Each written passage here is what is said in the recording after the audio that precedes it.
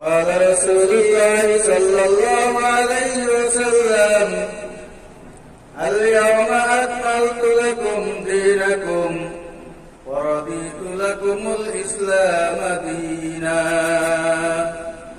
নবী আমার ঘোষণা দেন বিদায় হজের সময়, আজকের এই দিনটা ইসলাম পরিপূর্ণ হয়ে গেল। আজকের পর থেকে ইসলামের আর অসম্পূর্ণতা কিছু থাকলো না। এই কথা শুনিয়া কান্না আরম্ভ করিয়া দিলেন। সাহাবা আজমাইন প্রশ্ন করলেন, ওগো আবু বকর, আপনি কেন কান্না করতেছেন?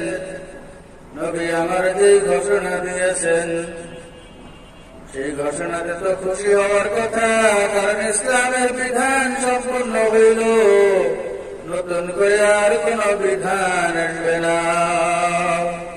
আবু বকর সিদ্দিক রাদিয়াল্লাহু আনহু বলেন, তোমরা কি বুঝছো? আজকের এই ঘোষণা দিয়া আল্লাহ রাসূল কি বুঝাইতে চাইছেন?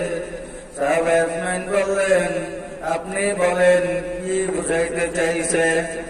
আবু বকর সিদ্দিক রাদিয়াল্লাহু আনহু বলেন, ও সাহাবীরা, ও আমার ভাইরা, শুনে নাও, এই ঘোষণার মাধ্যমে আমি যেটা বুঝলাম, দিন পরিপূর্ণ হইয়া গেল, মানে যার মাধ্যমে দিনটা আসলো, সেই দিন যখন পরিপূর্ণ হয়ে গেল, আল্লাহ পাক রব্বুল আলামিন এই ঘোষণা দিয়ে দিলেন, ওগো নবী, দিন যেহেতু পরিপূর্ণ হইয়া গেছে, এখন আর আপনার দুনিয়ার বুকে থাকতে হবে না, যে কোন মুহূর্তে আল্লাহ পাক রব্বুল আলামিন ডাক দিলে আমার নবী চলিয়া যাবে।